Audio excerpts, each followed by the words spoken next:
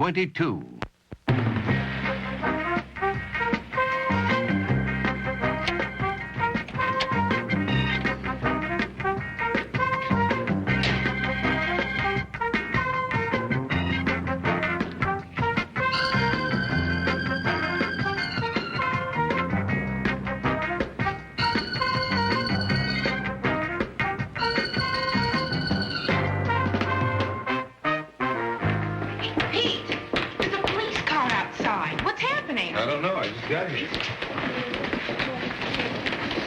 Hey, Mr. Dixon, the place is crawling with the buzz. Somebody started the revolution without me. I doubt it, Jason, but as soon as I find out, I'll let you know. Okay, when you do that, man, because I hate to be the last one to know. I just wonder. Sorry, no one allowed inside. What's going on? Sorry. Miss Johnson, sorry, just Pete.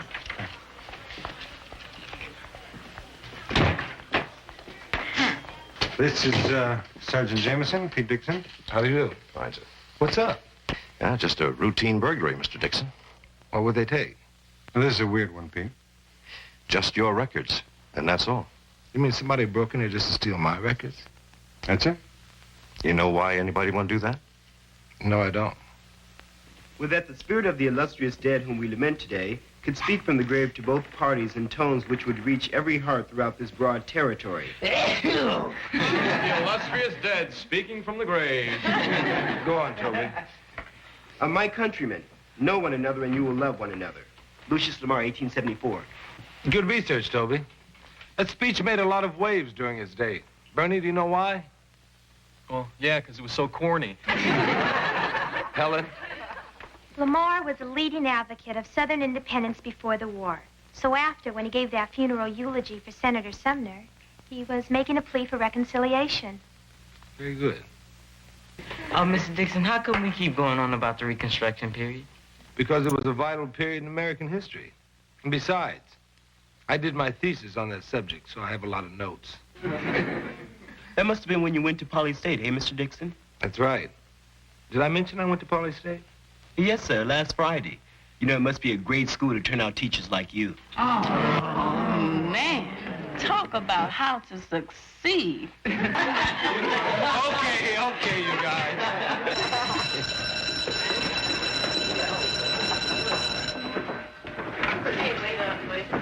Good work, Toby. Pete! I've been looking for you. What happened in Mr. Kaufman's office? Oh, just a small routine burglary. Oh, is that all? That's all. Oh. Excuse me. Toby, can I see you a minute? Look, I know how it is to be in a brand new school. The kids give you a lot of jazz, but don't worry about it. You're doing all right. Thanks, Mr. Dixon. I don't want to come on corny, but I can really identify with you. Well, feel free to ask me any questions. Are you married? Married? No. Ever been married? No. Then I guess you don't have any kids. Well, it follows. Mr. Dixon, do you have any particular distinguishing characteristics like flat feet? Flat feet? Well, I know it sounds kind of funny and all, but see, we're studying genetics in Mr. Gerard's class, and it's all about how certain characteristics pass down from generation to generation. I mean, it's really kind of interesting. Do you? No flat feet. Left or right-handed? A little of both. No fooling, you mean you're ambidextrous. Somewhat. Say, what a coincidence, so am I. Well, Toby, it's getting a little late. I gotta go. Right.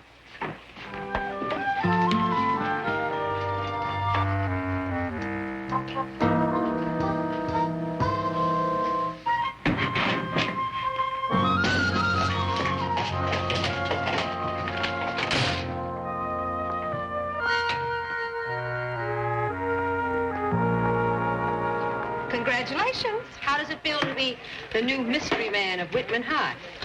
Uncomfortable. I don't know how you can be so cool. I mean, I'm blowing my mind trying to figure out who would want to steal your records. Well, maybe they wanted to find out whether or not I had flat feet. Are you being funny? No, that's what Toby Ellis asked me today. The new boy? Mm-hmm. He asked me a whole string of personal questions that you wouldn't believe. Now, that is really weird. He's been pumping me for information, too. Like what? Well, did I know you before here, and did I go to Poly State with you? And what'd you tell him? Told him I didn't know you before here, and I didn't go to Poly State with you. The question is, why did he ask? I don't know. Oh, Jerry, Hi, Pete. Liz. do you have a new boy in your class named Toby Ellis? Yeah, good student. How's he doing in genetics? We're not in genetics. That's Earl Dorff's unit. We're in basic biology. Oh, yeah, I forgot. Yeah, well, thank you anyway. Okay. What was that all about? Simple. Toby Ellis is either taking 2 different science classes during the same period, or he's working for the FBI and I'm suspect. Oh, Pete, come on. Now, I think we're all getting just a little paranoid.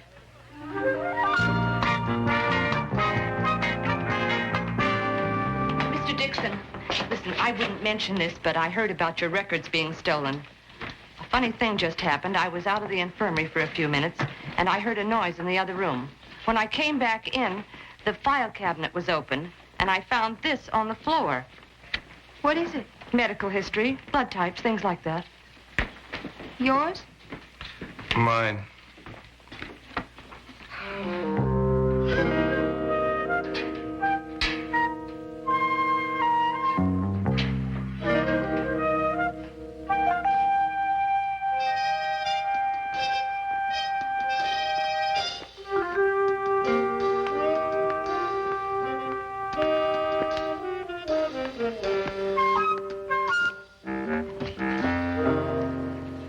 Is that my file, Toby?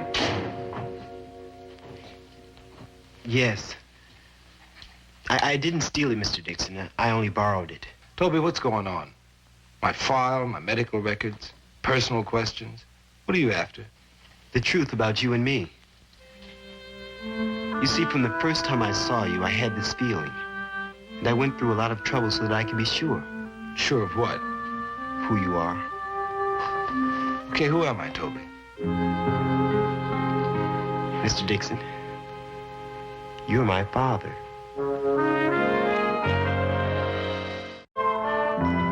I said you're my father. It's true, Mr. Dixon. I checked it out pretty carefully. Well, in that case, you have some information that I don't have. Would you mind explaining it? Well, I'm sorry. I know it sounds pretty far out, and it's a shock and all. But you see, I'm adopted. And I didn't know until last week. I mean, my mom and dad have really been great to me. And they said they wanted to tell me before this, but they never did. Well, when we moved here, you know, new people and all, they finally told me. And you started wondering? I mean, it's all I've been thinking about. Like, who am I really? Where did I come from? You know what I mean? And then they told me about my real mom. She went to Poly State when you did. Oh, I see. But my mom never said anything about who my father was. She was real young when she died. So when I saw you, something clicked. I mean, some of the kids even said that I looked like you, Mr. Dixon. Did they, Toby? Or was that just in your mind? No, they did. Even I can see it. And then you mentioned you went to Poly State. And I checked out all the details real carefully, all of it, Mr. Dixon, and it all fits. Blood type, physical characteristics. Toby, that's just coincidental. No, it's not. My dad was a student at Poly State when my mom was there. Now, there were only a few black men enrolled at the time. And I saw their pictures in the yearbook. You're the one I look like. My mom was Betty Rivers, Mr. Dixon. I never knew her. Well, I didn't expect you to be thrilled with the news, but I didn't figure you'd deny it either. But I understand. It takes some getting used to. Toby. But there's one thing I want you to know, though. I don't care what you've done in the past. I'm glad it's you. He's glad it's you? He found out what the secret is. Pete, are you working for the CIA? Alice. No, don't tell me, because I don't even want to know. Ha ha. Is it you? No. You sure? Of course I'm sure. I never even met Betty Rivers. Do you want documented proof? No. Of course I believe you. I'm just playing devil's advocate. You know, we've got several thousand parents involved with this school, and some of them just love to jump to conclusions. This kid's story gets around. They could turn this place into an armed camp. You know that. I know. So what do I do? I think you better have a talk with him and straighten him out, fast. Poor kid is obsessed with the idea that I'm his real father. Oh, that's a sticky one. Did you go to school with his mother? I don't know. It was a big school. Pete, could it be true? Would it matter? Well, of course it wouldn't matter. I mean, it wouldn't break up our relationship, but it certainly would matter. No, it couldn't be true. It isn't true. So the Reconstruction period, like any other period following the great social upheaval, had its own consequences, some of which were as destructive as the conditions that supposedly were meant to improve. Like the carpetbaggers, for instance. Yes, they were a consequence. They were a drag. They really ran a game on the brothers down there. True. I'll tell you what. Tomorrow, let's have a discussion on the subject. Anybody want to do some extra research? I will. Of course he will. Dixon boy scores again. Thanks a lot, Jason. I consider that a real compliment. We know. Well, I got another compliment for you. Toby, can I see you a minute? Live, Daddy. It's your big moment. About our discussion yesterday. Oh, don't worry, Mr. Dixon. I won't come out to the guys until you're ready. Oh, that's very wise, because we need to have a long, serious talk. Okay, great. So I'll meet you outside. So it won't look too obvious. Thanks, Toby.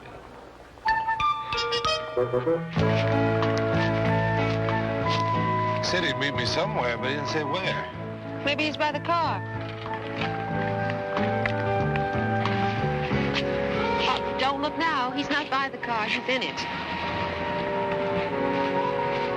Hi, Dad. Oh, boy.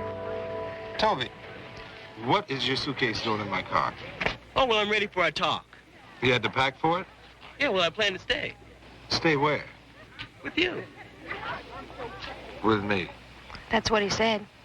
Liz, Oh, no. This one's on you. Bye, Dad. Bye.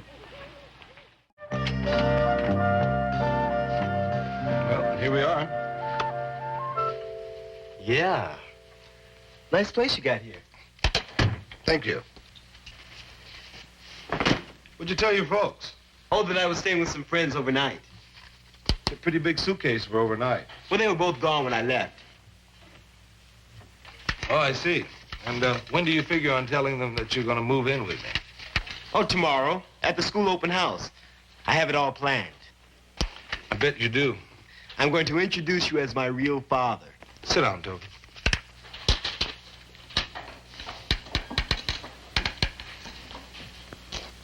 If it were true that I was your father, which it is not, but if it were, do you think it would be fair to the parents who've raised you all of your life to just spring it on them that way? I mean, they've loved you, they've cared for you. Now, do you think that would be thoughtful or kind? They just sprang it on me, didn't they? I mean, they waited 16 years and zap. That wasn't thoughtful or kind. It was honest. And that's all I'm going to be. So this is a little revenge number, huh? No. It's just that things are the way they are, and I want to start facing up to them. Good. We have no problem. Make yourself at home.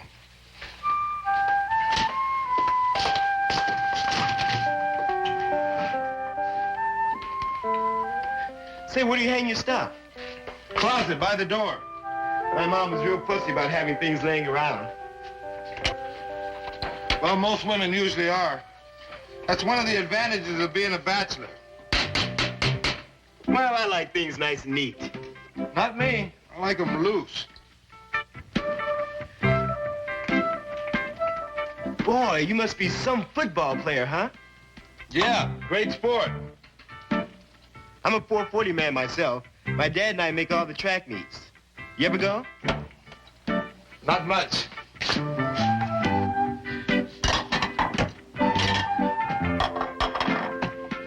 You ski, huh? Every chance I get. Well, I play tennis myself. You ever play? Afraid not, no time. My dad and I play every Saturday. Well, Saturdays, I'm usually resting up from Fridays. You know how we bachelors are. No, not exactly. Of course, I spent a lot of time with Liz. You mean Miss McIntyre? Right. Where do you go on your vacation? Oh, different places. Maybe this year I'll go to Peru. I hear the skiing's great there in the summer. Oh.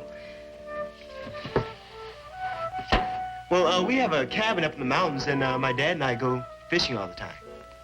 Oh, great. Well, food's ready. It's my specialty. Oh, great. I'm really hungry.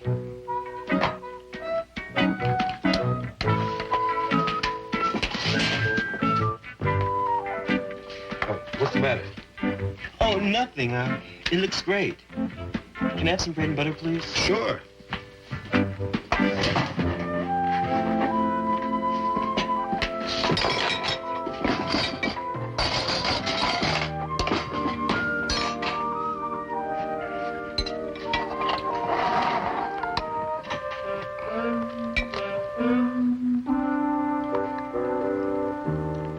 I thought you were hungry. What's the matter? You lose your appetite?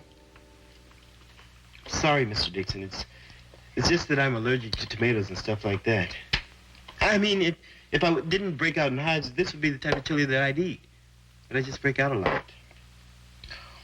Well, when all else fails, there's always peanut butter.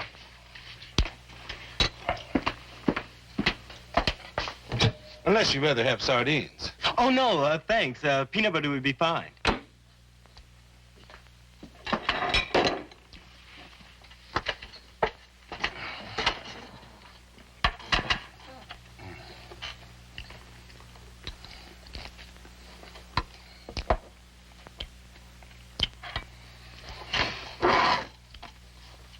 Toby, why are you here?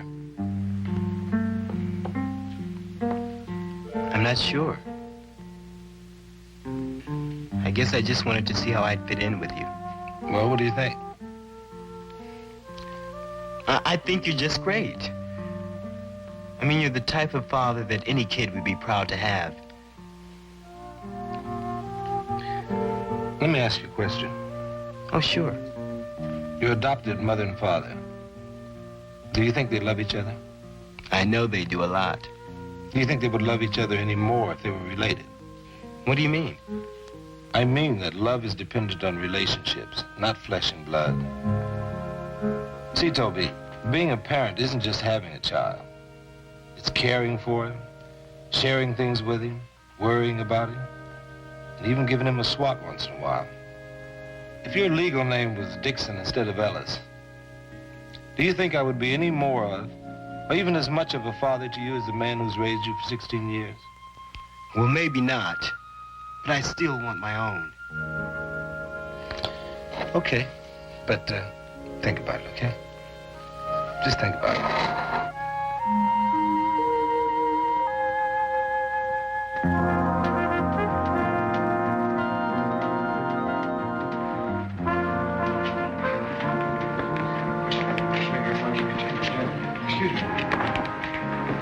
How's it going? Fine. Did Toby's parents arrive yet? Not yet. All right, just thought I'd see how you're doing. Okay. How's it going? Okay. I don't see the Ellises yet. They're not here yet. Oh. How's it going? All right. Funny finding you all here. Would you care to join us? Join you? Now? You mean I can finally find out what's happening? I'd say now's the time. Excuse me. Mom? Dad? How are you? Okay. This is Mr. Dixon. He's my history teacher, and he's a great guy. Well, thank you very much, Toby. That's it? That's all there is? It's been a pleasure meeting you, Mr. Dixon. I can see now why history is Toby's favorite subject. Oh? I thought science was your favorite subject. Genetics and all of that. Well, I changed my mind. I thought about it, and I figured that history was a pretty good subject. I mean, it sort of makes you think back on the past and learn from your mistakes. Got quite a boy here. Well, my pleasure to have met you. Thank you. Bye. Toby.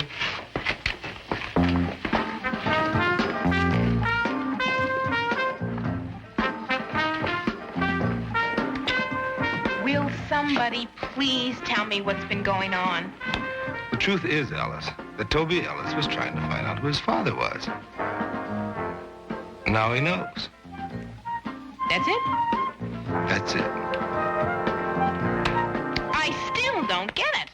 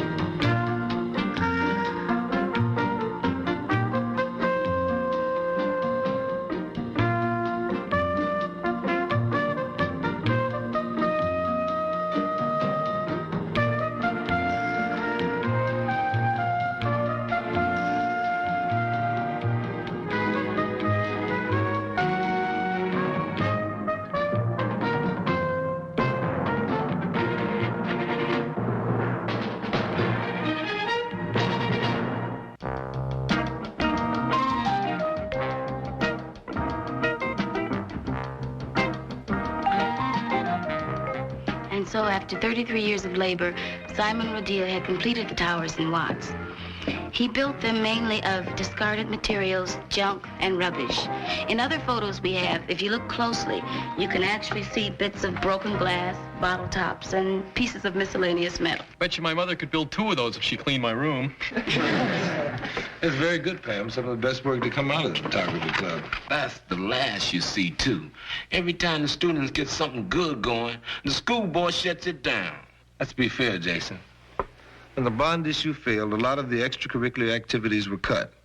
And the photography club just happened to be one of them. Yeah, and the science club and after-school sports just happened to be number 2 and 3. All kid stuff. Yeah, when it came to tightening belts, you didn't see none of the fat cats of the establishment doing it. Jason, I admit there have been cutbacks up and down the line. But the school administration is doing the best that it can on a short budget. Hey, Mr. Dixon, what if you went to Mr. Kaufman's office and got him to open up all the doors? Then we could really find out what's going on behind the scenes. What do you think, Jack? I mean, there's no way Kaufman gonna do that. All the kids want to do is ask a few questions about costs, supplies, procedures, and things like that. Well, what do you think? Look, okay, but tell them to use a little judgment. Some of the teachers around here aren't going to be exactly thrilled about this. They know. All right, Larry. Talk to Mr. Kaufman. No chance, huh? Would you like to hear what he said? I'll tell you what he said. He said, tell those kids to keep their noses in their books and not in my business. No, it's not what he said. Oh, he's sure. He probably sugarcoated with a bunch of $5 words. Larry, he said okay. Yeah, he said, I'd like to. Jiving me. No, you can start tomorrow. Some stuff. Look, I don't mind them investigating my department. Who knows? I might even learn something. Hi, how you doing? Hi. Oh, how'd Larry feel about the good news? Oh, he was pleased, but not surprised. He knew you'd come through. It's revolutionary, Mr. Kaufman. I mean, you're going to be known throughout the entire school system as Mr. Clean. You know, I felt so positive about my decision a minute ago. Alice, you could have talked John Hancock out of signing the Declaration of Independence. All right, you guys, cool it down now. Now, Jason and Pam were in Mr. Kaufman's office, and Bernie and Jackson in woodshop, and I'll talk to Miss Beamer in the cafeteria. Now, who wants to zero in on old Dragon in the English department? Hey, let me take a shot at him. I got a score to settle with him after that Shakespeare exam. Wait a minute now. Let's not turn this thing into a revenge trip. If you want Dragon, you gotta act like you never met him before. Well, okay. Go get him, Frank. Okay, that does it. Dixon's Raiders are at full strength. Dixon's what? Dixon's Raiders. You dig, like Natives Raiders. Our little leader thought that up. All right. Larry's laid down all of the basic ground rules. Now, all I ask is that you try to be fair, observant, and courteous. Plus your liquid paste, envelopes, tablets. What's this, Mrs. Green? Please don't touch things. I'll get it for you. This is carbon paper. Do you use a lot of it? Yes, an awful lot. How much does it cost? I'll have to check my price list. Let's see. Here it is. $3.15 a box. Oh, Mrs. Wheeler, can I see you a minute, please? Of course, Mr. Kaufman. Oh, don't touch things, please.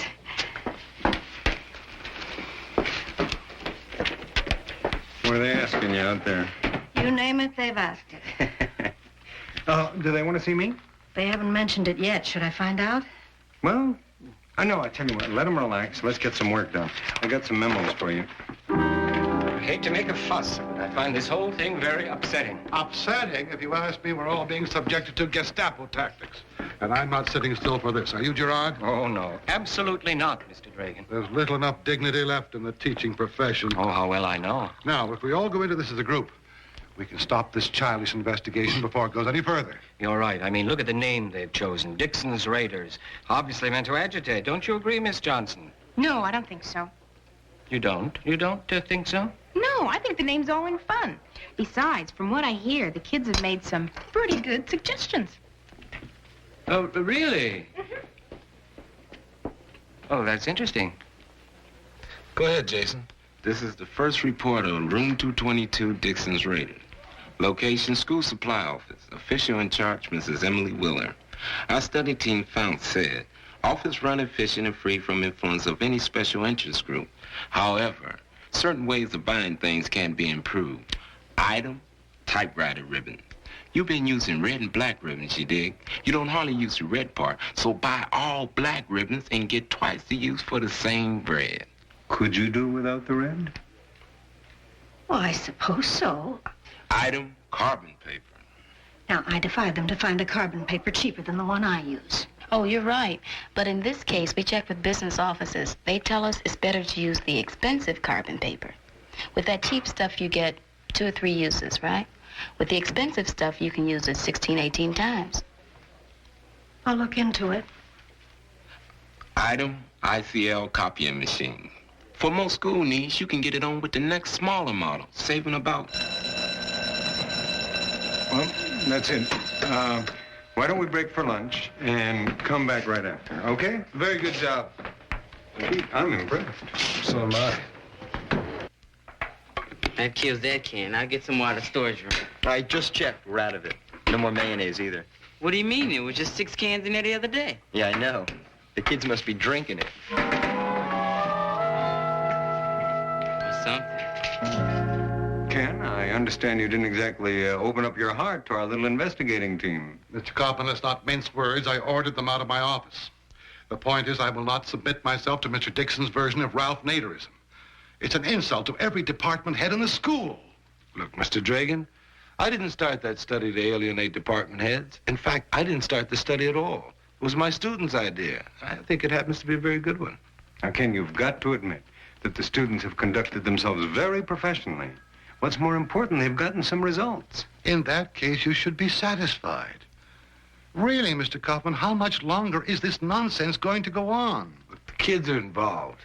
And it would be unfair to stop them now just when they're really getting enthused. I agree.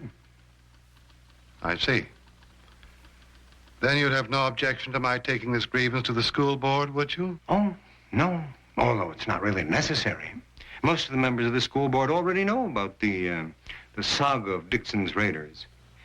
Do you know that 3 of the members of the school board have already called me to express their enthusiasm? Well, since the lunatics have already taken over the asylum, who am I to oppose them? Oh,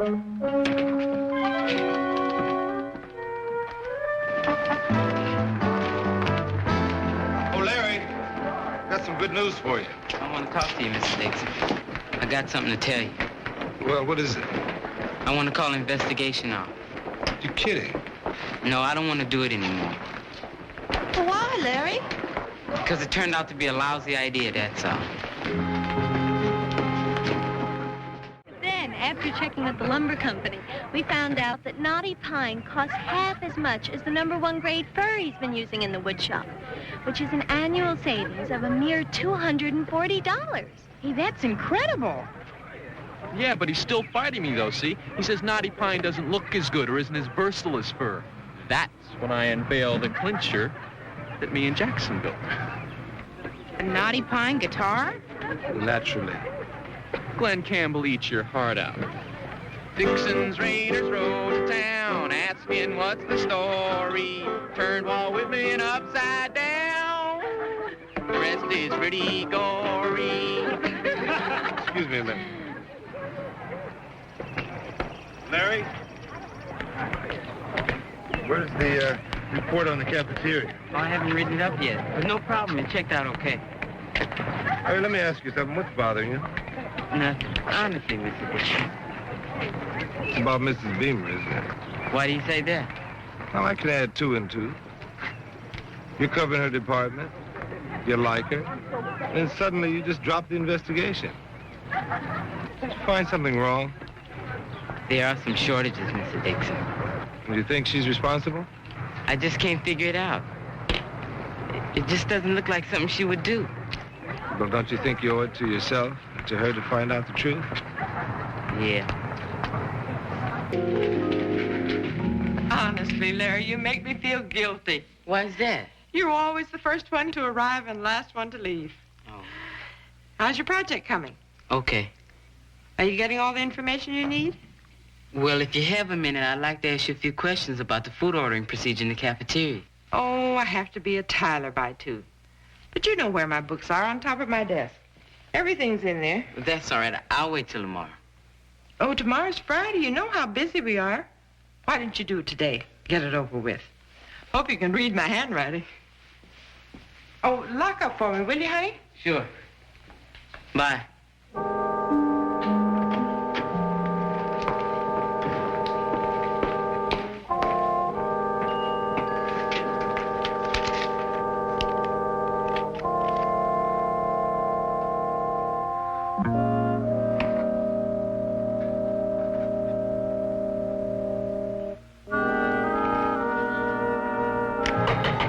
Yes. Oh, my jury's arrived. Very well, come in. Oh, don't dawdle now. I'm very busy. Well, what is it today? More questions? Oh, no, sir.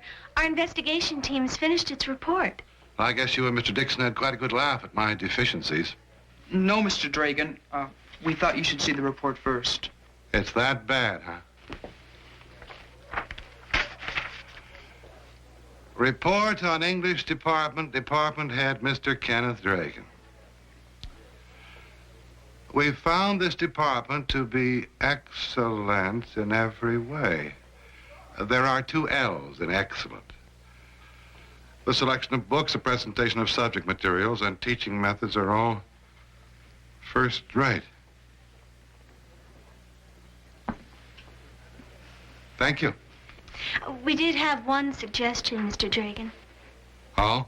Yes, Bonnie and I thought it would be fun to have a Shakespeare day at Walt Whitman. You thought it might be fun? Young man, it takes all of my efforts and then some to coax just a little English literature into your heads. Is that clear? Yes, sir. Well, thank you for the report. You know, I've got work to do. Oh, you might as well leave that Shakespeare business as long as you've done it.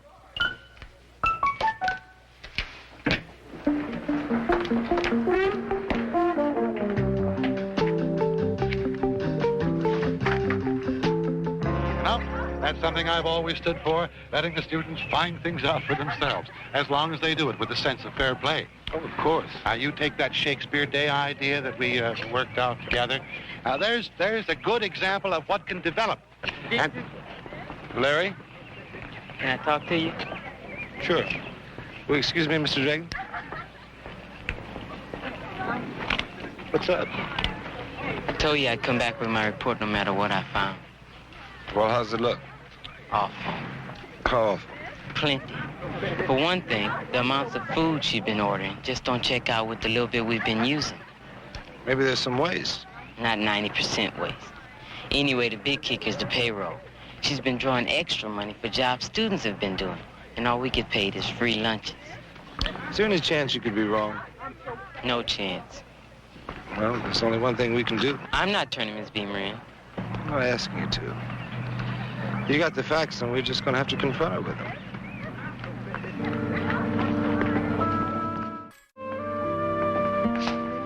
Hi, Larry. Mr. Dixon. Oh, Mrs. Beamer. Can we talk to you for a second? Sure.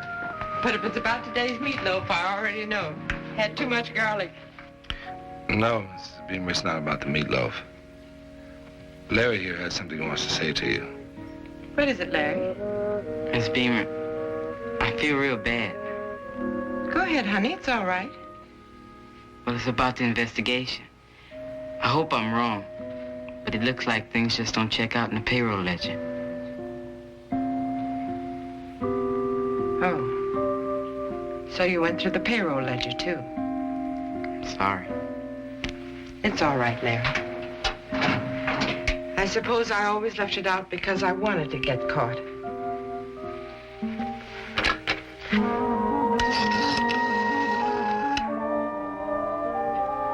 This is Mrs. Beamer. Would you ask Mr. Kaufman to come down to my office right away, please?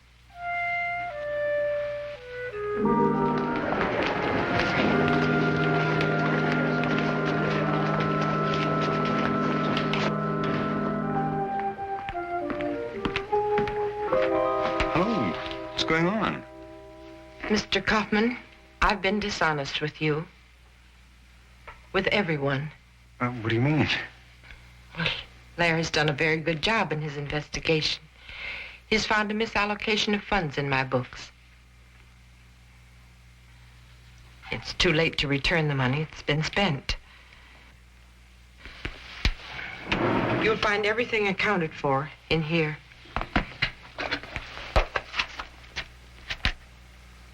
Tyler High School lunch fund? I don't understand. When I came to this district, my job was clearly defined. Plan lunches for 2 schools, Walt Whitman and Tyler. Sounds like a simple enough job for a trained dietitian. Well, planning lunches for Tyler was not so simple. It's in the center of a poverty area. Lunch for those kids is sometimes the only nourishing, well-balanced meal they can count on each day. So I began playing favorites. If I found extra money in Whitman's budget, I spent it at Tyler. I gave them larger salads and hamburgers like this. And the 45-cent blue plate luncheon, well, you couldn't touch it in a restaurant for $1.50. So that's what happened. It's irregular. Mr. Kaufman, always the diplomat. Naturally, I'll resign. Just give me a couple of days to get things in order.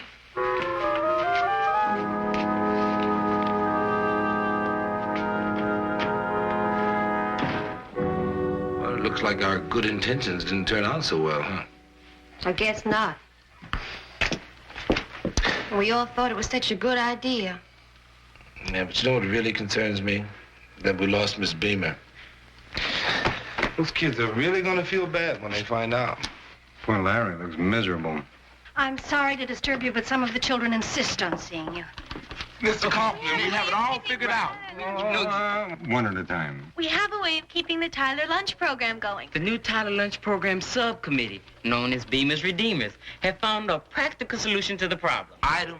Dixon's Raiders investigation have figured out a total savings of $950. Item. The end result being, instead of spending the money to bring back the photo club and after-school sports, why not give it to Miss Beamer for Tyler?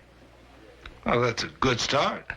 You kids are willing to take the money from your own activities for the Tyler Lunch Fund? That's very generous. I'm very proud of you. Look, we've got some other factors to discuss right now. Why don't you wait? We'll get back to you as soon as we can, all right? Okay. We'll be around if you need it. All right. Yes, I'm sure of it.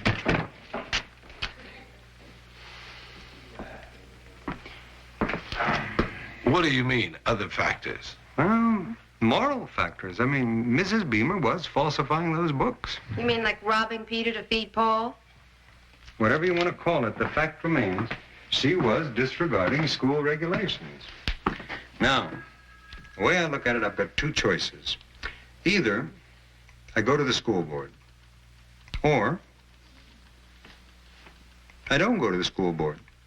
Mr. Kaufman, which choice are you going to choose?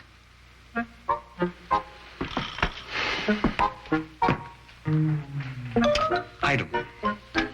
What do you think?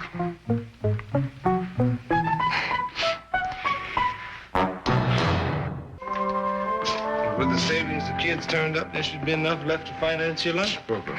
Tonight I can keep everything out in the open. No more secret ledgers, okay? Thank you, Mr. Kaufman. It's my pleasure. Oh, there's just one thing. Yes? You know, the meatloaf today. Didn't it seem to you it was a little short on garlic? I mean, remember, Mrs. Beamer, it's vampires that are afraid of garlic, not high school principals. Think garlic.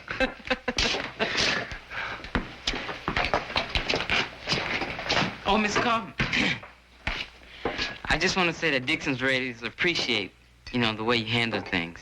Not going straight down the road with the rule book. Well, I stayed within the regulations. I felt that certain things were within my jurisdiction to decide, so I decided, but I didn't actually break the rules. Well, we like the way you bend them, because that old rule book ain't never going to be quite the same.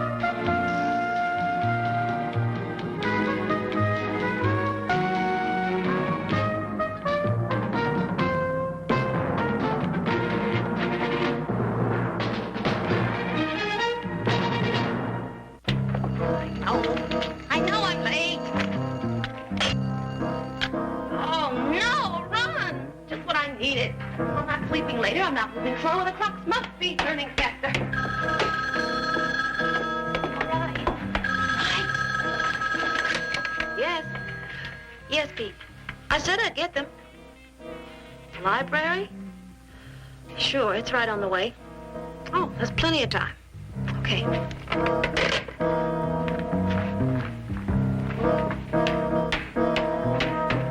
Hey, Liz!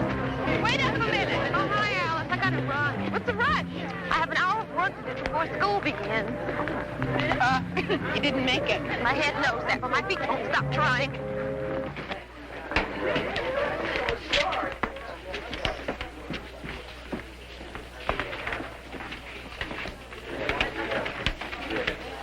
Morning.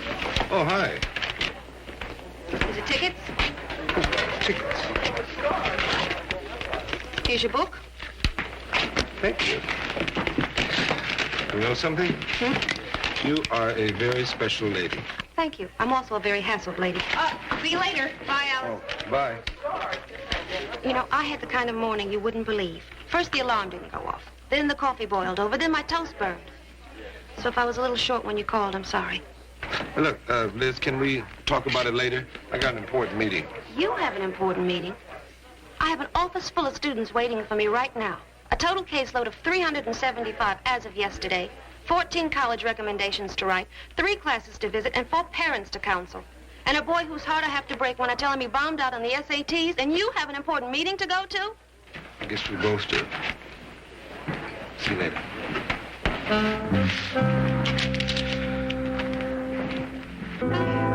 You're not recommending me for college. Why? Because, Craig, college isn't the best answer for everyone. Look, there's some really fine vocational schools. I thought you might be interested in training for a job in computer technology. Of all your test results, your math scores were the highest. Well, how bad were they? Not so hot. Do I get to see the results? Sure.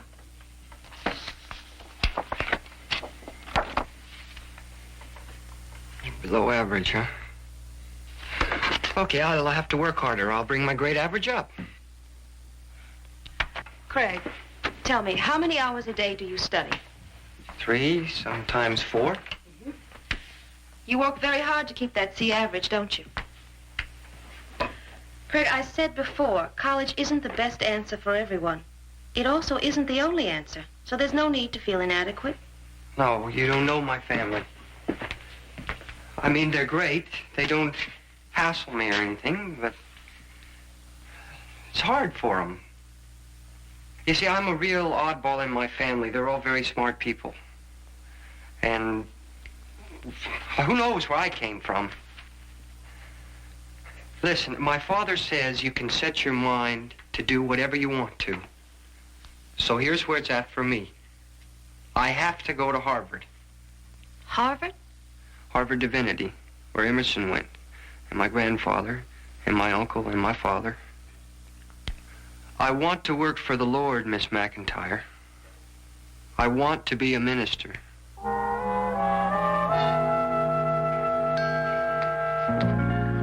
Okay. We learned from history that even honest men can become involved in dishonest manipulation. The only thing you gotta wonder is how come a United States president could be so uncool? Yeah, when Grant was in the Army business, he called the shots, and he was really together. But then he became president and blew his thing. Why? Because he trusted some crooked politicians, that's why. No. It was because he was a poor little lamb who had lost his way.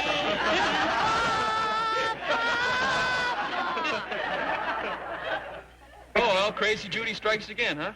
I take it that you have something you wish to contribute? I find this whole discussion so incredibly mind-blowing that there's nothing that I could possibly add to make it more interesting. So I think I'll just sit right here and learn.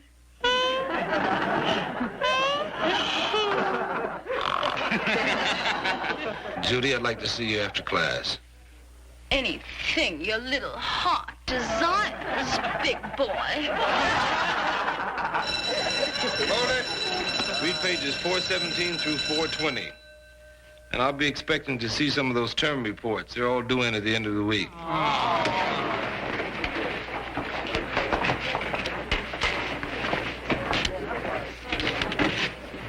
The rest of you can go.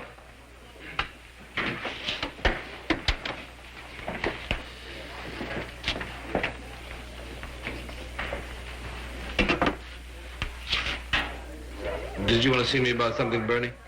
Oh, no, I was just leaving. I had...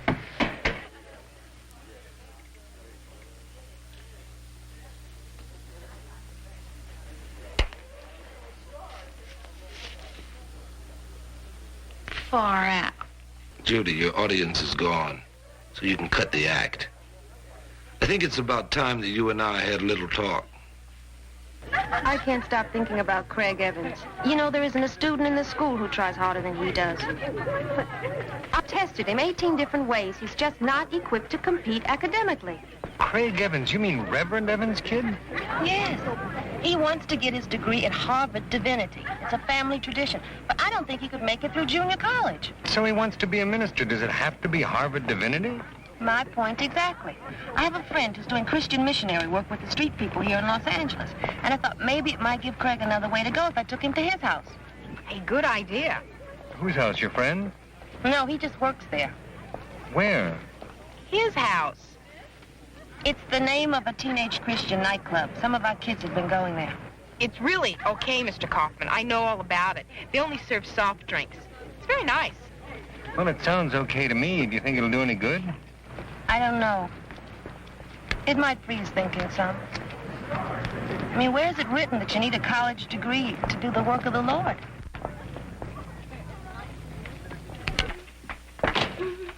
Miss McIntyre, I want to go on record about Mr. Gruzinski and driver's ed. Liz, can I talk to you a minute? Excuse me. Yeah, sure. He doesn't like the way I back up. My boyfriend taught me how to back up. I know you had an appointment with Judy Shore, but I came to tell you not to wait. She's gone. Gone? Yeah, I was talking to her, and she just got up and left. We looked all over for her, but can't find her. Well, were you talking to her or counseling her, Pete? I mean, why didn't you send her to me? Well, I had a situation come up, and I decided to handle it right there on the spot. There was no point in bothering you. No point bothering me, huh? It's all right to bother me to pick up theater tickets and library books, but when it comes to the work I do, you don't want to bother me? Liz, don't you think you're overreacting a bit? No, I don't. Well, excuse me. I think I better go tell Mr. Kaufman. Yeah, sure, Pete.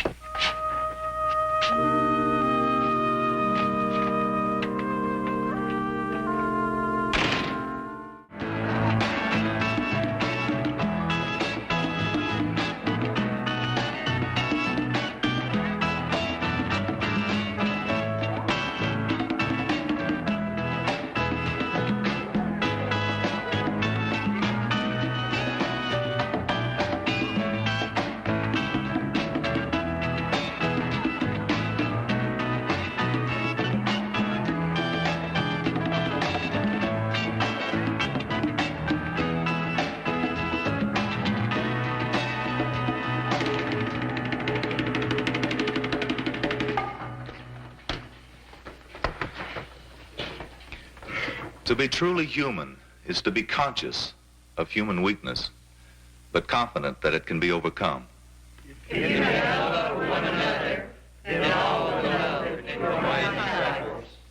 People are lonely because they build walls instead of bridges. The man who wants to save his life will lose it, but the man who loses his life for my sake will find it.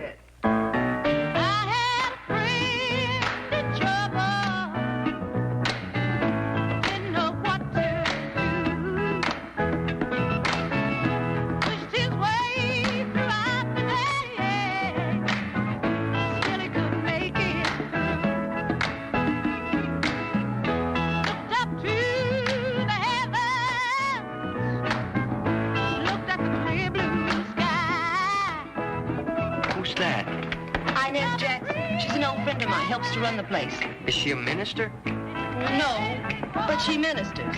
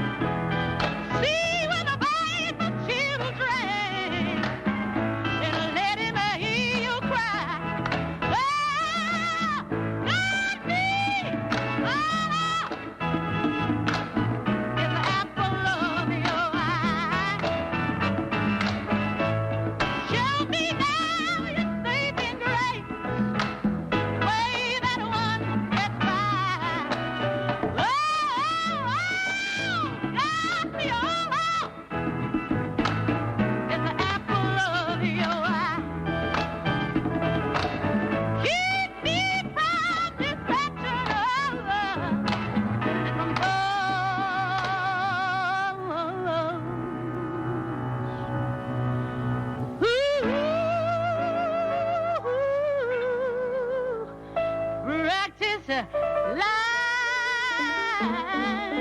yeah.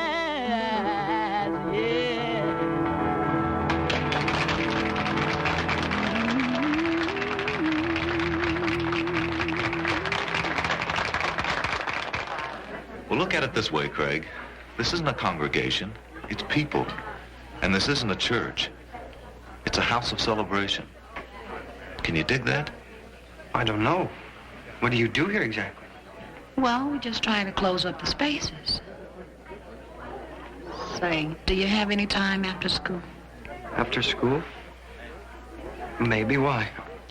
Inez, you don't give a boy a chance to sit down before you put him to work. Well, we're not going to get any of it done standing around here. So, come back, Craig. And as for you, don't worry. I'll be back. All right, you better, girl. Or you're going to hear from me. If I can't get to it, I'll get the Lord on it. All right. Well, goodbye. Listen, feel free to stop by anytime. Bye, Mike, and thanks a lot, Eve. Right. Bye, Reverend Holloway. It is Reverend, isn't it? Yes. I wasn't sure. See you, Liz. Bye. Bye. All right, say it. Tell me what you're thinking. Miss McIntyre, I know what you're trying to do. I thank you for it. But it won't work. This isn't how I want to spend the rest of my life. This is not a church. Look, if a church is supposed to be a place to love and to serve something higher than yourself, then it doesn't have to be a building. It doesn't have to be a place. Couldn't it just be you? I don't know how to do it all by myself. I need the trappings, and I want them. I want to be like my dad.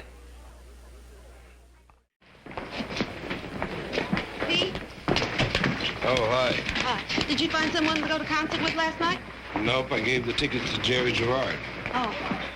Pete, I felt you slighted me professionally, and I was a little annoyed at you. I'm sorry. Why the change? Something I heard last night. People build walls instead of bridges. Yeah, I noticed. You know, I've been trying all morning to reach Judy's mother. She travels. 2 hours from now, the police will get a missing persons report from an aunt who didn't even know the child was missing until we told her.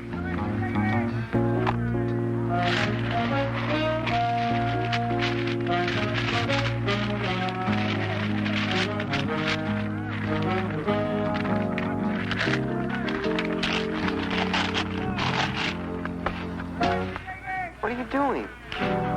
I'm ripping off some food, stupid. What does it look like I'm doing? Oh, here.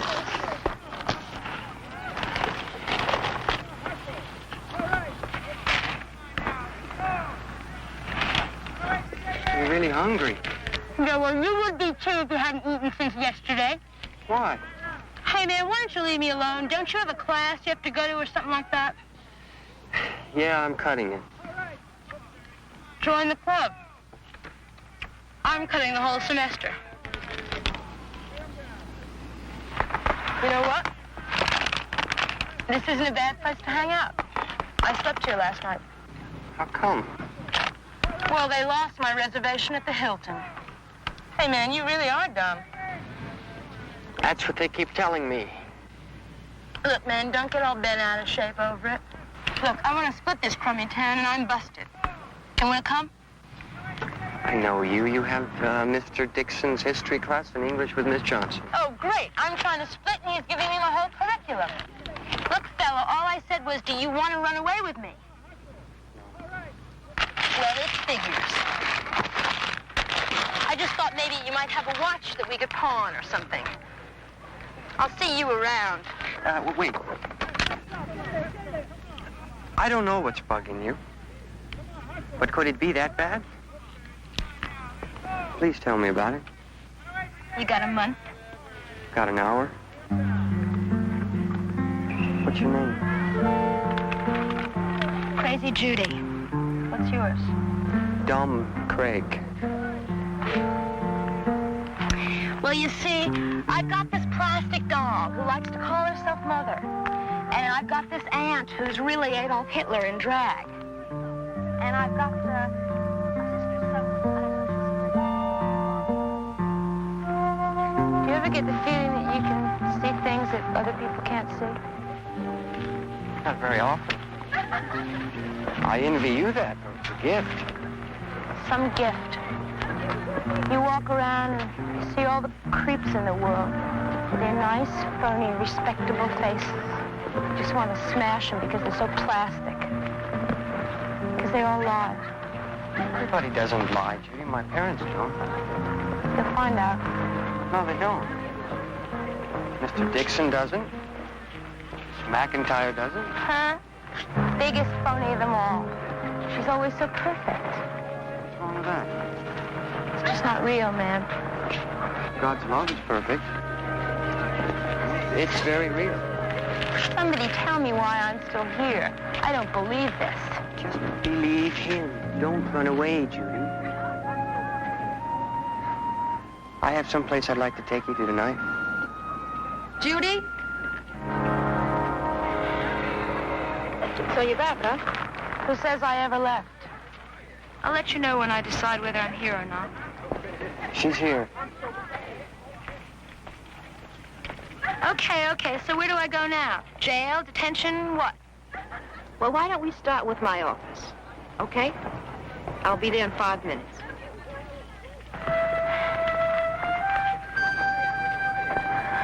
Well, you blew it, crazy. You should have left when you could. I'll tell you what you really are. You're smart, angry, hurt, and also kind of dumb. Which is to say you're human like the rest of us. So why don't you try something different? Show us the real you. If you get bored, you can always go back to being Crazy Judy. Join the world of the straights and end up like Miss McIntyre, right? Well, is that really so bad? Well, you're not the most terrific lady in the whole world, but you're a lot better than I thought you were. Thanks, Judy. You're better than my mother and Adolf Hitler, at any rate. Hey, I have 19 apologies to make to Mr. Kaufman. Can I go now? Sure. Thank you. Okay.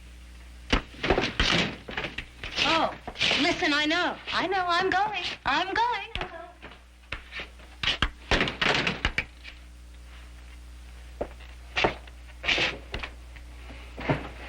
Pete, something just occurred to me. You didn't neglect to call in my professional services. Judy refused to see me, right? That's right. Why didn't you tell me? I didn't want to hurt your feelings. If a student refused to see Mr. Kaufman, you would tell him, right? You're a hard lady to please. I'll work on it.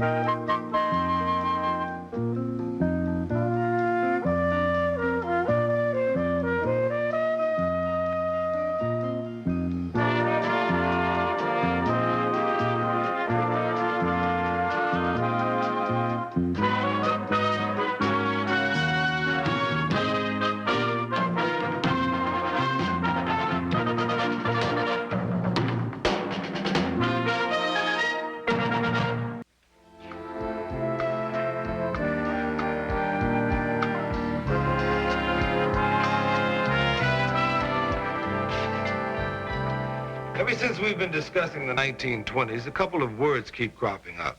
One of them is prohibition. I'm sure everybody knows what that means. All them law-abiding citizens that couldn't abide by the law. The other is prosperity.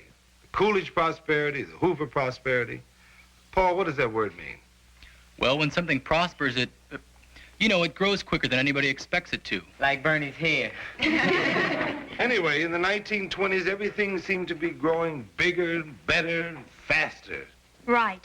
2 cars in every garage, 2 chickens in every pot. That's right. Well, we can't talk about prosperity and ignore the stock market. Now, you remember during the 19th century, the big dream was finding gold. Then it was oil.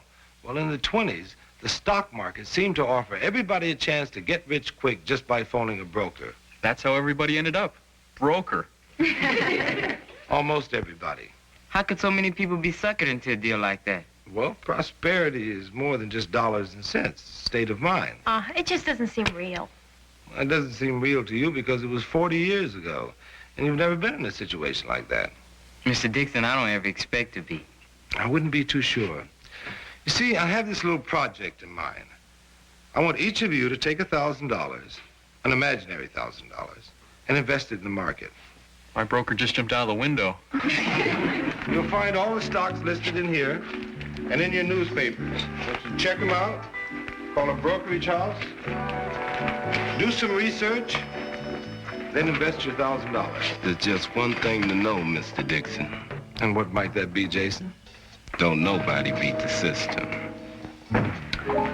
I was just reading that a frown takes twice as many muscles as a smile.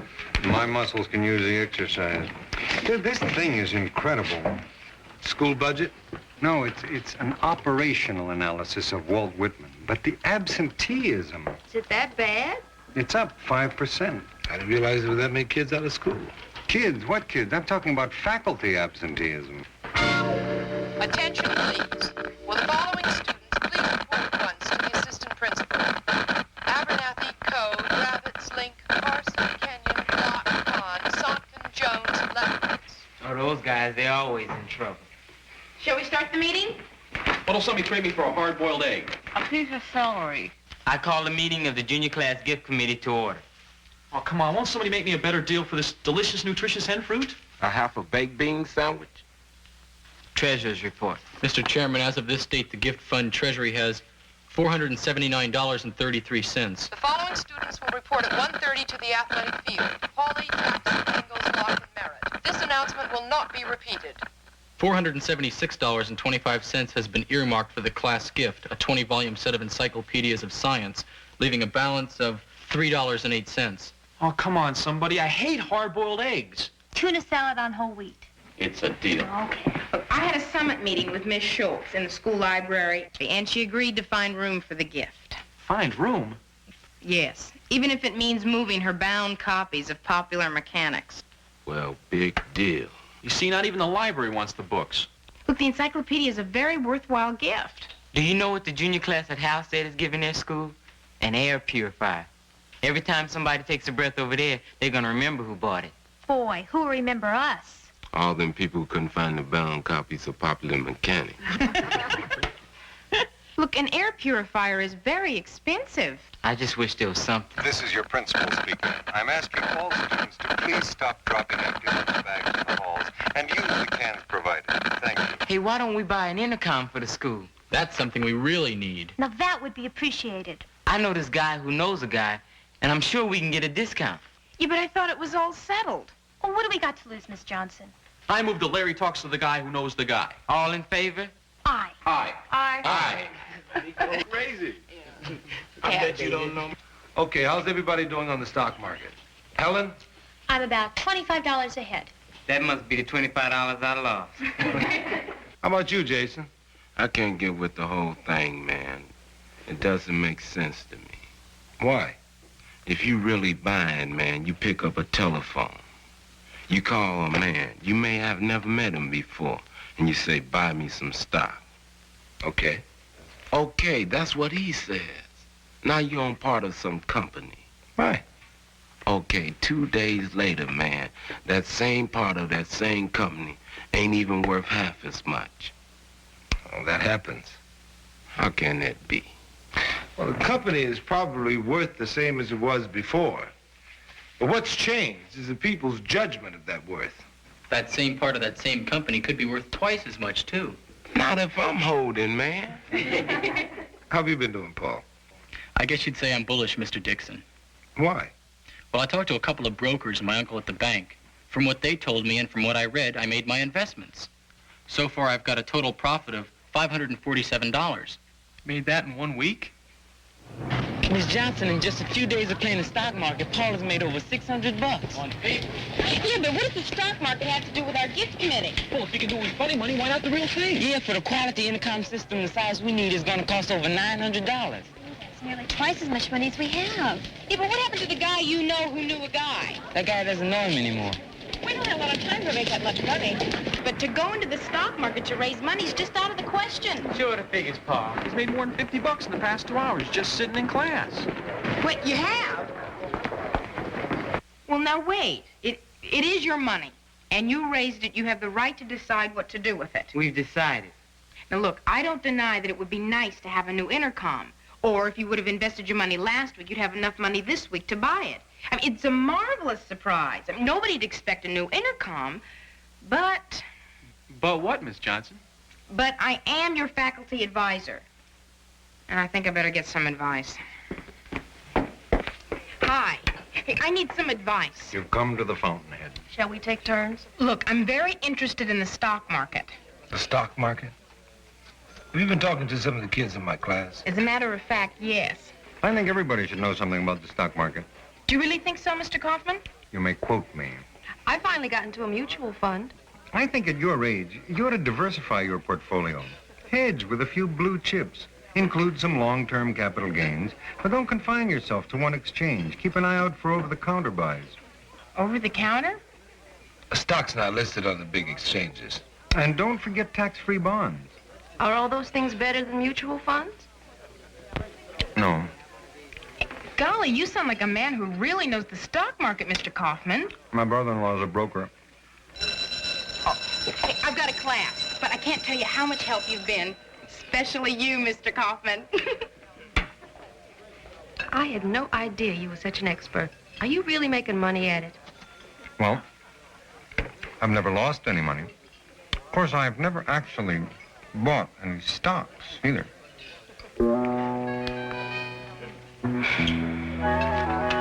Listen. We're all interested in the environment, right? Right. Okay, now here's a stock called Rare Air. Now, just wait a minute. I mean, I'm interested in the environment and in peace and in women's lib, but right now I'm interested in buying a stock that's going to double our money fast, right? I think we should invest the whole thing in Will Groco. Will Groco? Sounds like a fertilizer. It's a small company specializing in pipe fittings. My uncle at the bank has some inside information. Will Groco is about to merge with one of the big oil companies. And when the news come out, in orbit it goes, right? My uncle thinks we can double or triple our money in the next couple of weeks, if we buy now at $10 a share. Setting up for me, man. Well, let's buy it. Right. It's unanimous. Not with me, it ain't. Come on, Jason. Hey, I didn't ask to be on this committee. Well, you're on it, so vote. I vote no. Yes! Well, that's the system. Miss Johnson, on behalf of the junior class, we hereby authorize you to put our money into the market. All right.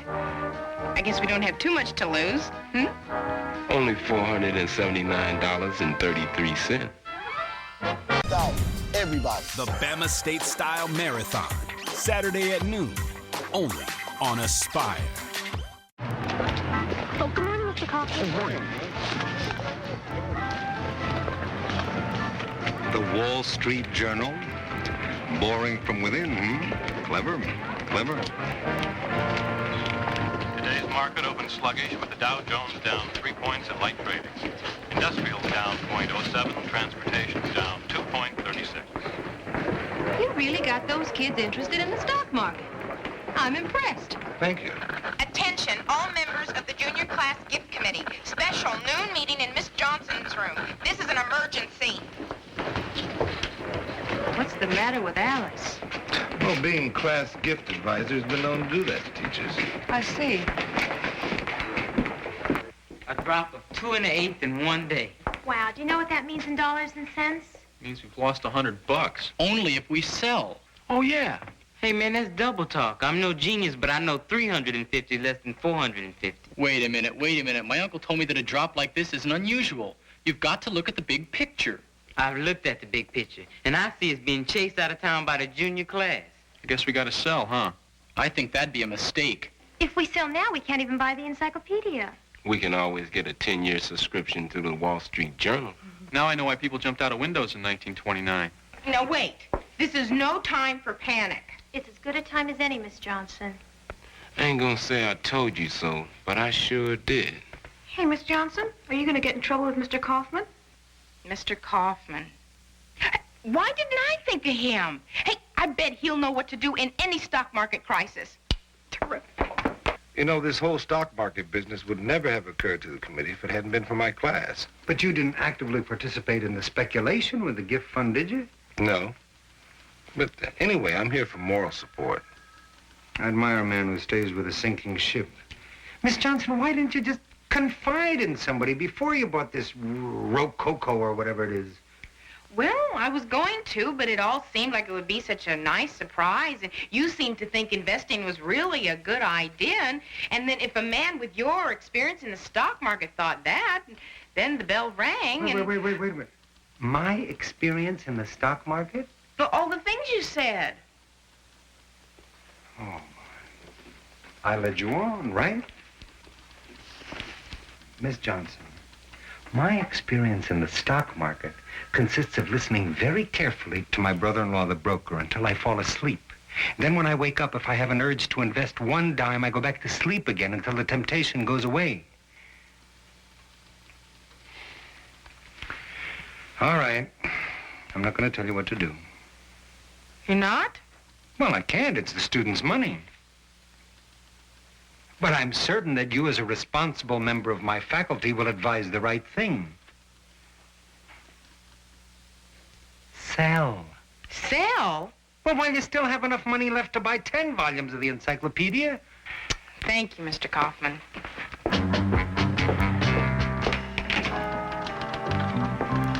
Alice Johnson, the plunger of Wall Street.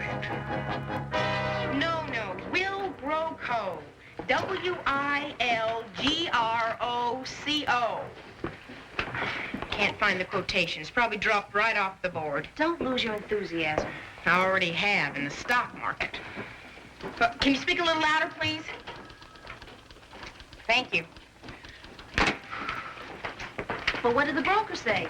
No change in the last hour. What are you going to tell Mr. Kaufman about not selling? I'm going to tell him the truth. Tell him that I talked to Jimmy's uncle and he isn't worried. And then I'm going to tell him I followed his other advice. Which was what? Don't make any decisions till you sleep on it. Now, if a line of poetry is in pentameter, how many feet does that line have? Helen? 5. Right. Now, if it's in hexameter, Bernie? It's gotta be 6. Correct. Thank you.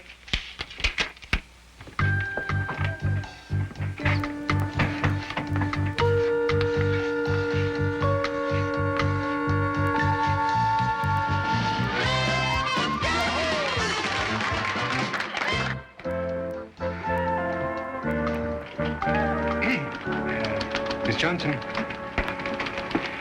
you know, another interesting thing about that operational analysis of Walt Whitman, it says that the average faculty member spends 1 to 7 hours a month either making personal phone calls or waiting to make them. Isn't that interesting?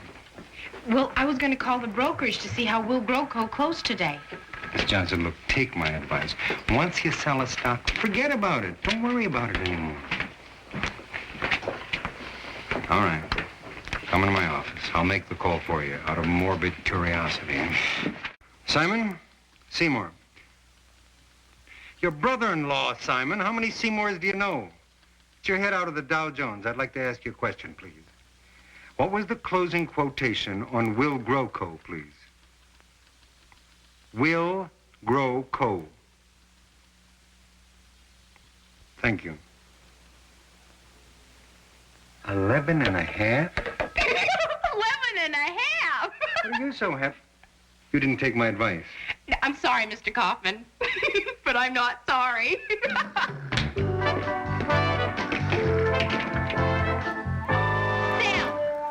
No! You can't.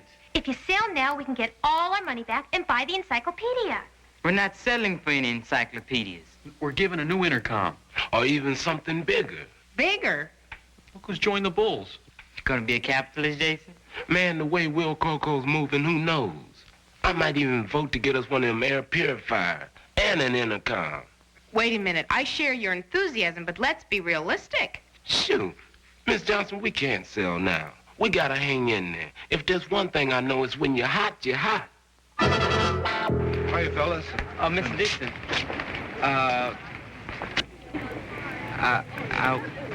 What's the problem, Larry?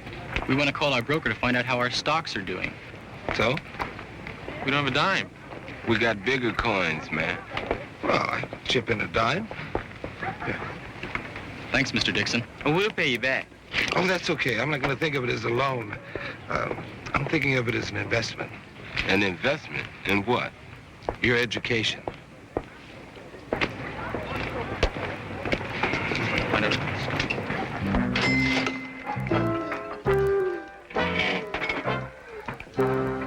Well, it's up another 2 points.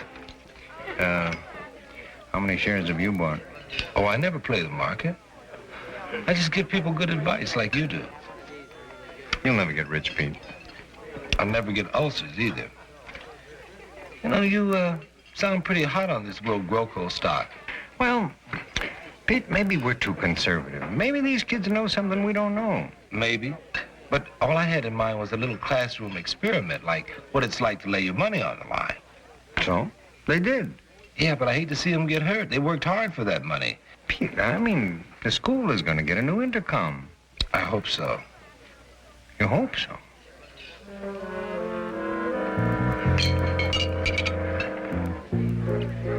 What's wrong? I don't feel too hungry anymore.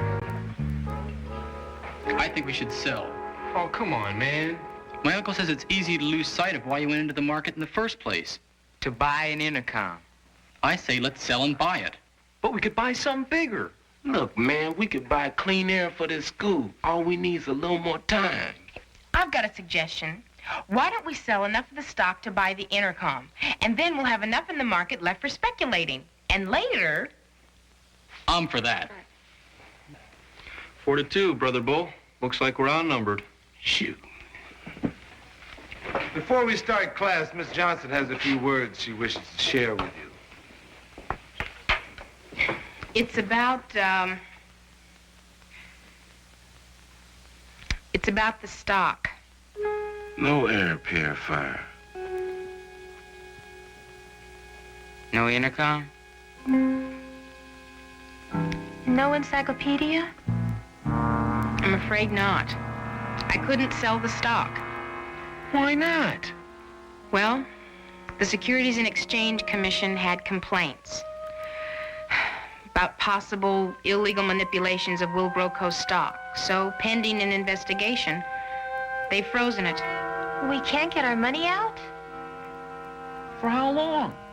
Nobody knows. Weeks, months. In this case, maybe never. I'm sorry. But I thought you ought to know right away. Hey, man, it's a good thing this room is no higher than the second floor.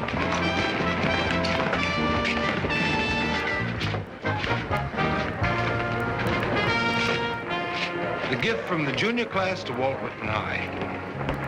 45 shares of Will Groco. Worthless. Or worth more than $1,000. And only time and the SEC will tell. That's what you're smiling about? Well, I think it's been a very valuable educational experience. You can say that again. Then why aren't you smiling? The following students will report at 1:30 to the athletic field. Hawley, Jackson, Engels, Locke, and Merritt. This announcement will not be repeated.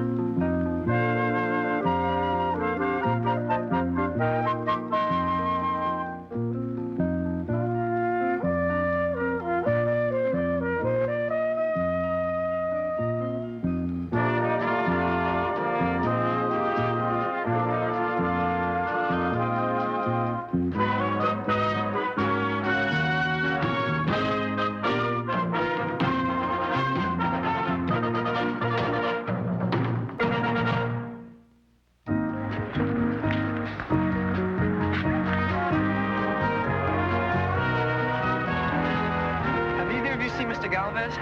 Yeah, he's with Mr. Dixon. They were walking down towards the parking lot. Hey, you must have brought up the camping equipment. Oh, Joe. Yeah? Tell Mr. Galvez I want to talk to him, please. Okay. Thanks. Excuse me. You know, anything Manny Galvez says or does is the Bible to Joe. Well, he could do a lot worse. That man is the best science teacher this school has ever had. You know, this is the 12th year in a row he's taken his class on a field trip at his own expense. That's what I call dedication, all right. But to a city girl like me, a field trip is about the bottom of the barrel. You're lucky he didn't draft you to chaperone the girls. Oh, he tried. He tried. But I told him camping out wasn't quite my thing. Besides, he didn't have to draft anybody. Someone enlisted. No kidding. Who? Oh, don't tell me. Alice Johnson. Head of the science department at Westgate High. Well, principal's a friend of mine. He asked me to recommend somebody, and I can't think of anybody that deserves it more than you do. I don't believe it. Believe it. Believe it. The paper's already in work. Actually, there'll be an interview, but I'm sure that'll be no problem. What's the matter? I can't accept. Why not? Well, I'm a great guy for camping trips, sleeping under the stars, nature and people. That's for me. I can't handle administration work. Oh, I'm sure you could. Keep recommending me, and people might stop asking for your opinion. Talk about ingratitude. You do a guy a favor, and he says, forget it. Well, I'm not worried about that, but, you sure you wouldn't like some time to think about it? No, I've decided. That's it. Okay. Tell you the truth, for selfish reasons, I'm kind of glad. I didn't like the idea of losing you anyhow. Well, I guess you can call off the paperwork. That is the first thing you learn in administration. You can't call off the paperwork. But I'll pass the word along.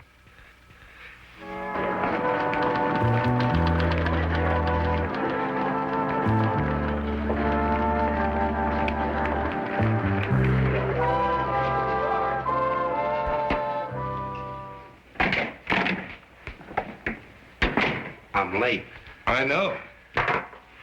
I was talking to Mr. Kaufman. So he said. I like Walt Whitman. So sue me. You know, I still think you'd make a great department head. Thanks. Kaufman said you gave me a plug. I appreciate it. Look, Manny, you're bound to feel a little unsure at first, but don't worry about it. You'll get over it. I'm not unsure. I know exactly what I'm doing. I'm a teacher, Pete. I like teaching. So do I. And when I became head of the history department, I didn't stop teaching. Then let me put it to you this way. If I went to Westgate, who would you play tennis with? To say nothing of this game. Vamos. And on the trip, we're going to collect a lot of rocks, just like these. Of course, this display took a long time to put together. In fact, Joe helped me find lots of them on the trip we've taken. What is it, Bernie? It's a rock. Very good. Anything special about it?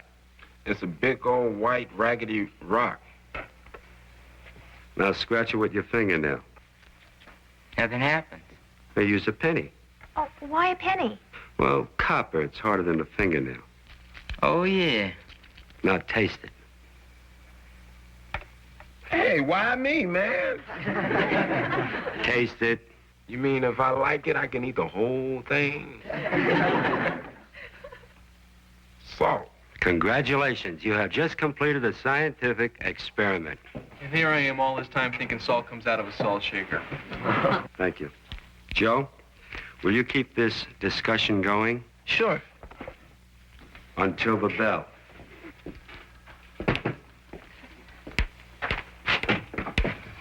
Manny, come in. This is Mr. Harrington of the personnel office, Mr. Galvez. Mr. Galvez? Why don't we sit down? Manny, have a seat.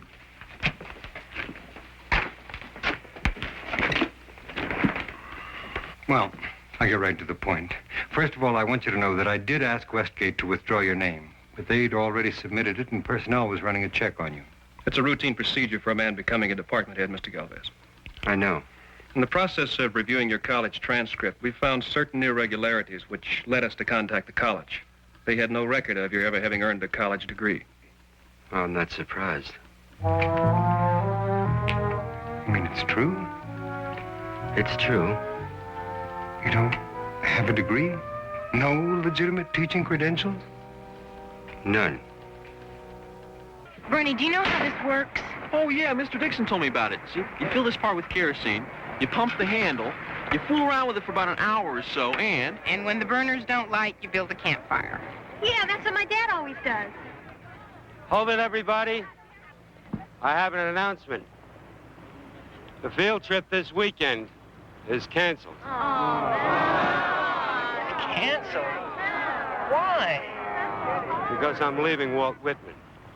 Are you resigning? You can't quit, Mr. Galvis. You're right, Jason. I can't quit.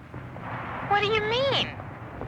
I mean, I never finished college. I never got real teaching credentials.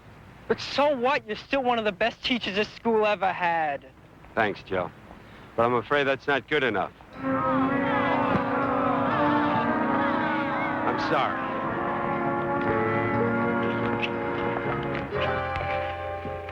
It's a simple story. I had a wife. She was going to have a baby. I needed money. You were in college? Yeah, 2 years to go. Job came up. School teacher. A life's dream. Had a friend who worked in the college record office. He could doctor my transcript, make it look like I had a degree, some education courses, and that way I could get a teaching credential. I talked myself right into it. Why not? It was only temporary. Well, that was 17 years ago. If you mean I should have gone back, you're right. It sounds easy. It is easy. Then a year goes by, then 2, and another kid, some more years before you know it. Manny, what are you going to do? I don't know. Oh, can I come in? Sure. I'll talk to you later, okay? Wait, can you stick around, Mr. Dixon? I'd like you to hear this. Okay. I'm going to get a petition going, and I'm going to get all the kids in the faculty to sign it. Petition for what? A petition for the school board to make an exception in your case and let you teach. I don't think it'll work, Joe. Look, Mr. Galvez, when my father died, you were the one that told me, Joe, keep punching. Now, look, that's all I'm asking you. Joe! Look, don't you think so, Mr. Dixon? Don't I think what, Joe? That a petition could help. Can't hurt. But I honestly don't think it'll help. Why not? They have certain rules, Joe. Primarily for your benefit. Because without them, anybody could call himself a teacher. Since when did you join the system? I don't think that has anything to do with it. Look, I figured that maybe you and Mr. Kaufman would go down to the school board. Well, look, would you at least sign my petition? No. The funny thing about it is I can't give you a reason why at this time. I hope you understand, Manny. Sure, I understand. Well, I don't understand. And I don't think anybody else is gonna understand either.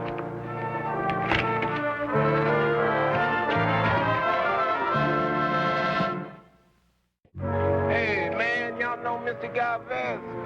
Hey, look, he's in a little trouble, and he can sure use some help, so sign. Yeah, I don't know, Mr. Galvez. Look, man, you know me, so sign the paper, you know? Yeah, sure. It's all right? Yeah. All right, thank you, comrades. We know how he is with us. Well, he must have been that same way with a lot of other people. There are at least 3 guys in my neighborhood that he kept from quitting school. What you're saying is there must be lots of Whitman graduates who would be happy to testify to Mr. Galvez's ability as a teacher. And as a friend. Hi. We'll come back. Okay, I'll have the list ready. I could have sworn that was Helen and Larry standing there. That's what happens when you try to swim upstream. Listen, have you got Walt Purcell's telephone number at the university? Yeah, you can reach him through the switchboard, 555-0101. Okay. What do you want to talk to him about? Well, in case I get drummed out of Whitman, maybe I'll get a job at the university. You know, we're getting a lot of support, and I think it's gonna work. Well, I'd like to think it's going to work. It will. Well, win or lose, Joe, I'm glad for the support that you and everybody else has given to me. Seen almost everybody. Well, everybody has a right to his own opinion. Mr. Galvez? Joe? Thanks a lot for letting me take my time getting my stuff out. Well, I guess you know I hope it won't be necessary. Somehow. I know. All right, I'll sign it. I really do think the whole thing is very wrong. But it feels very right. Liz, what you're doing. Alice, please don't tell me what I'm doing. If I don't know what I'm doing, you certainly don't know what I'm doing. Oye, compadre, where you been? Busy? I figured you were mad at me. I am, but come in anyway. Cleaning out your files. Just a deadwood. You made any plans? Sure. I'm going to open up a taco stand. That's not funny. Look, Manny, why don't you go back and finish college and get your teaching credential? I'm too old. Not too old for camping, tennis, wife or school. Too many responsibilities. Like what? Like 4 daughters to support. I need a paycheck. You'd find one. Even if I did, my wife would have to go to work. Ask her. I didn't have to. She already offered. So? I said no thanks. The same reasons that made you do what you did 17 years ago? Hasn't anything changed in all that time? Okay, let's get down to it. You could be a big help to me if you wanted. Manny, I happen to think that the school board is right to require certain qualifications from the teachers they hire. So do I. But I've already proved myself. I got my training on the job. You can apply that same rule to a surgeon. Forget about medical school. Just go out and start cutting. That's different. Anyway, aren't any exceptions allowed? None that I know of. Let's let the school board decide that, okay? Okay. But if there's going to be a funeral, you better take a look at this. There's something in there that might change your mind. This morning, a delegation of students from the Walt Whitman High School, accompanied by their science teacher, Mr. Manuel Galvez, went before the Board of Education with a petition bearing over 2,000 signatures. The names on this 20-foot-long petition included members of the faculty, students, and alumni of the school.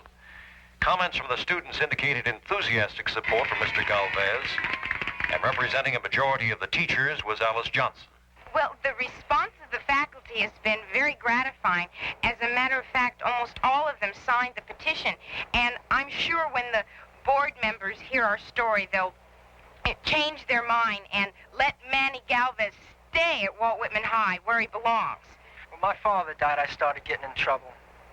Mr. Galvez helped me out. And this school board is crazy if they fire him, right? Yeah. Mr. Galvez is a groovy dude. Every year he takes us kids in his science class on a field trip and pays for it himself.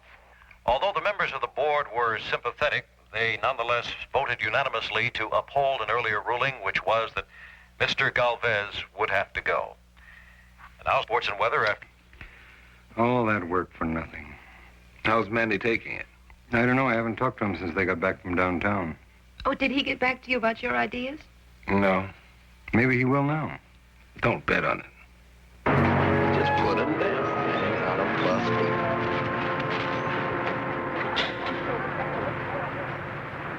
I'm sorry about the bad news.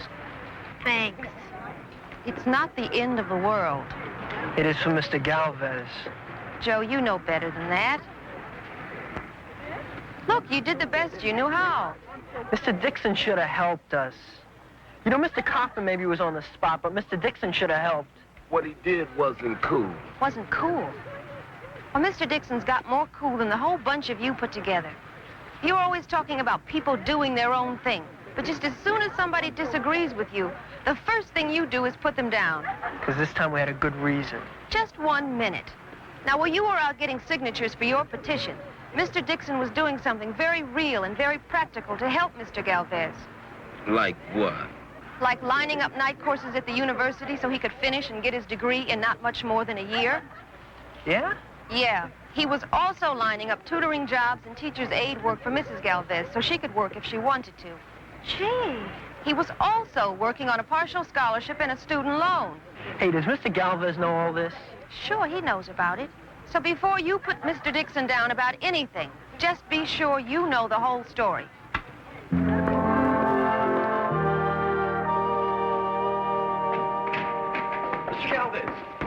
Hey, what's going on? A delegation of concerned students. We heard about Mr. Dixon's idea. How you can get your degree and work and get your credentials. Hold it.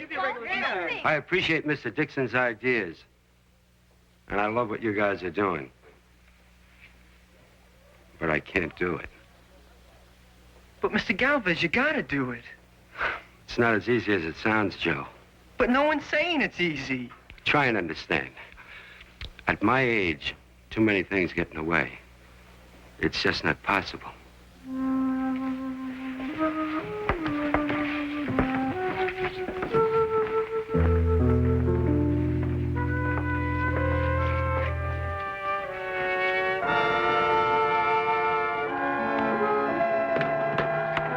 Here, let me help.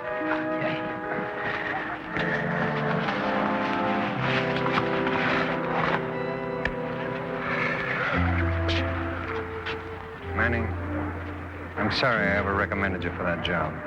I am, too. But then again, I'm very proud. You're still the best science teacher we ever had. Thank you.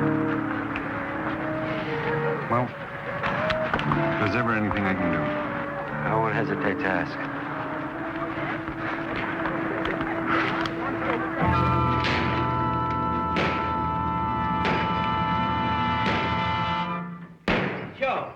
Joe, what are you doing? I help you collect this.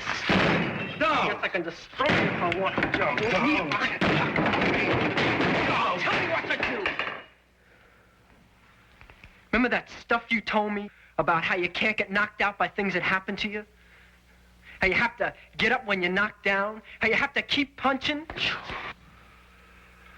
Whatever happened to those ideas, Mr. Galvez? Are they for everybody but you? Joe, let's sit down. We'll talk about it. There's nothing to talk about. You're a phony. But I'm going to tell you one thing. I'm not going to be like you. I'm going to make something of myself.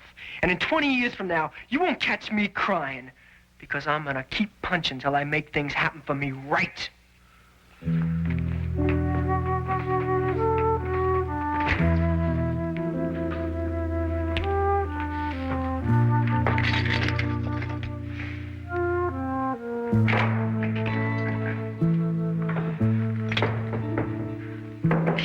What's happening? I just learned something about myself. What's that? I'm gonna try picking up the pieces.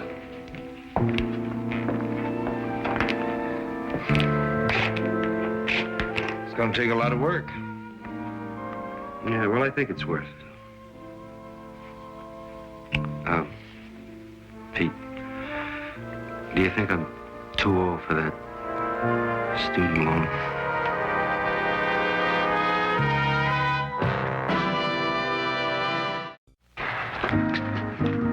Wait, hold up a minute. Where are we going? What's the rush? Don't worry about it. You'll find out soon enough.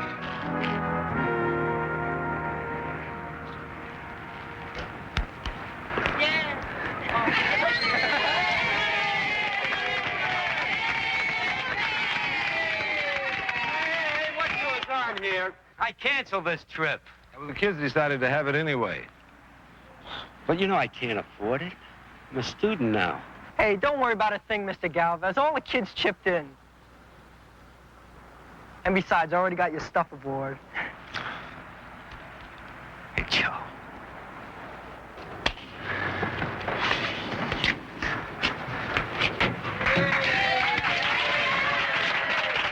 Hey, we need someone officially connected to the school.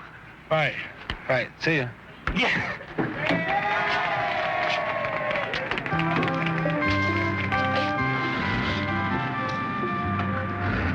You know, with Manny gone, I wonder who's going to lead the field trip next year.